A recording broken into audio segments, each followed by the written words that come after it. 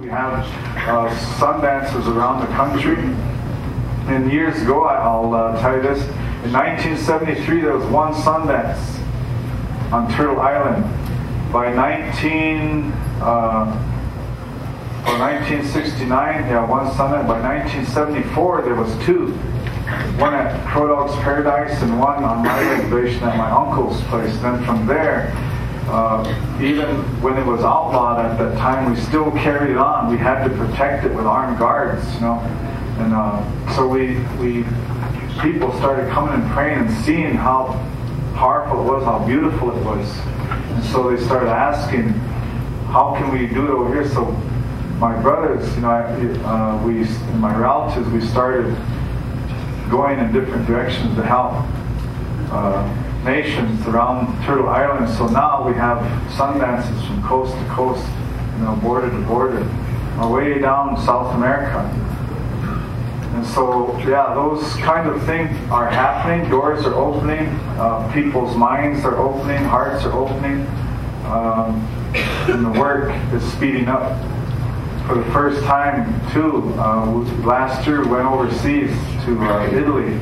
We landed in Rome and we went to Sardinia, the island north of Africa, in the Mediterranean Sea. And the ancients there, you know, there's so many people that conquered them, wanted to control that area because it's a real strategic spot in the sea, the Mediterranean Sea, because you got Spain, Portugal, you know, Italy and Tunisia and all those countries around it. They all attacked them, even the United States.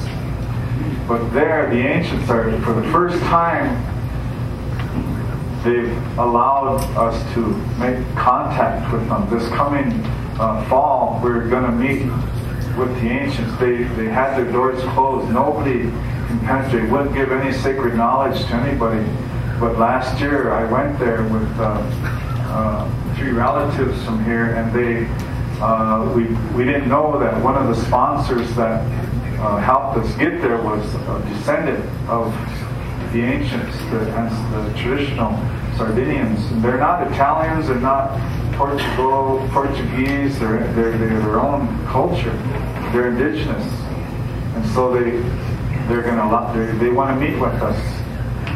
And so we're going to go there for the first time, you know, and take our medicine man with us, our chief with us, you know, our prayer people, and we're going to go sit with them. And that's part of the what we would call fulfillment of a prophecy.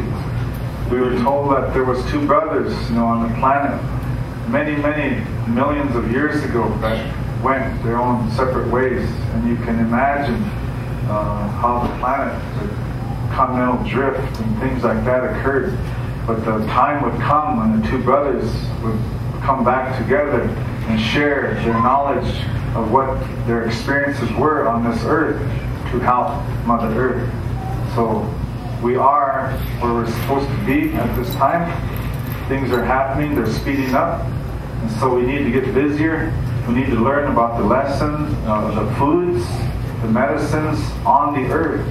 Because future time in some places, depending on where you're at on the planet, is not going to be pretty. It's not going to be very easy. And the Spirit said, in some of those places, depending on where you are, a mother will not want her child to experience that. So coming from the spiritual realms, that's very powerful. So we need to start gearing ourselves toward recognizing symbols, recognizing spirit, and recognizing energy in those parts that need to be healed. This manuscript has all the symbols in there, and if you learn how to use those, take them out and use them. Put them, scratch them in the dirt with the kimimina, the butterfly symbol, with, you know, the 2 half curved lines that cut in the middle. If you can scratch that in the earth where you know damage has been done to earth, and then put a circle around it, make your prayer and offering, and help that area to heal. So, and we can do it anywhere. You can do it in your yard. You can do it, you know, and use your own food, feed your own soul, not just your body when you eat. Take a little pinch of everything, put it aside. And at home, you know, we pray with our food before we eat it. we get the atoms spinning, we put light into it.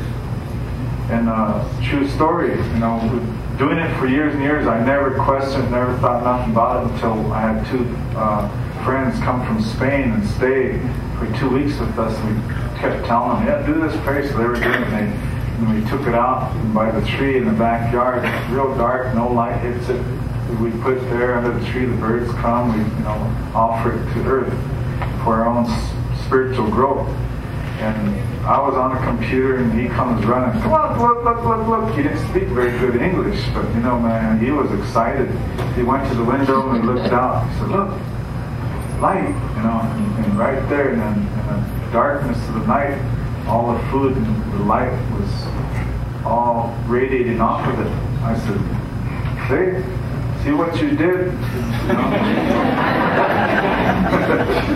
And so, yeah, it's very important. When you feed your body, feed your soul. Oh. Thank